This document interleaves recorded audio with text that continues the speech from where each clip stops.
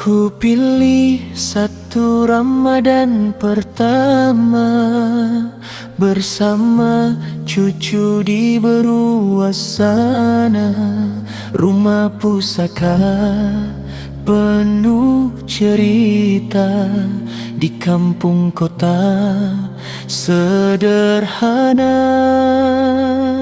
Ayahnya buruh di ladang sawit, ibu kerani tabah berkhidmat.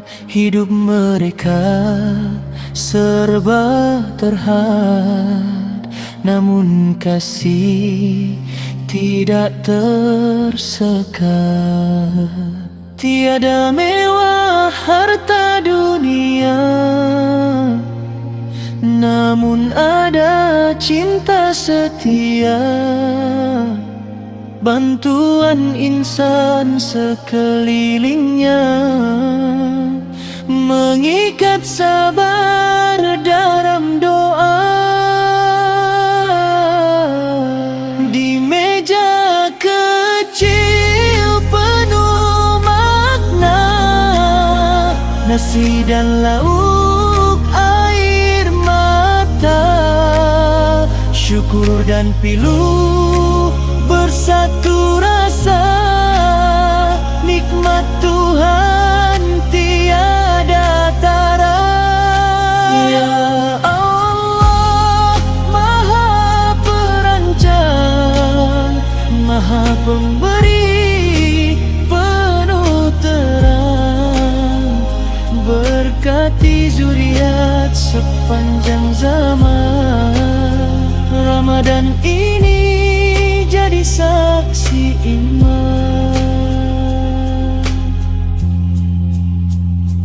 Keri ayam harum baunya, ayam goreng garing rangupnya, sambal belacan buatan mereka, kurang bahan tetap terasa. Kentang goreng resepi bonda, Syaufik suka sejak dahulu kala. Puding roti dan kobis dimasak, air Bandung versi mereka. Tiada soda, tiada bergaya, namun manisnya cukup bahagia. Dalam serba kurang yang ada, mereka hidang sepenuh jiwa. Di meja kecil penuh makna, nasi dan lauk air mata, syukur dan pilu bersatu rasa. Nikmat Tuhan tiada tara.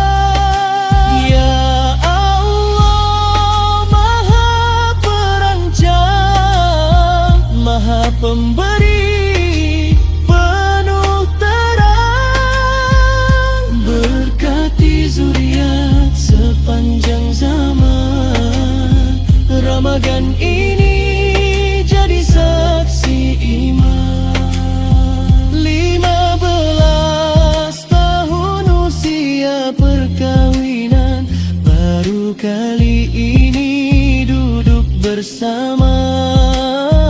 Dalam tiada mereka usahakan iftar pertama penuh bermakna.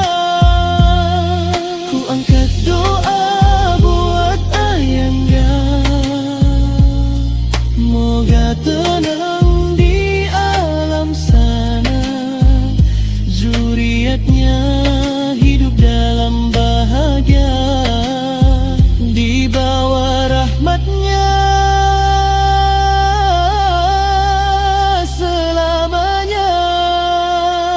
Rasa syukur, rasa tersentuh, rasa sedih bercampur penuh.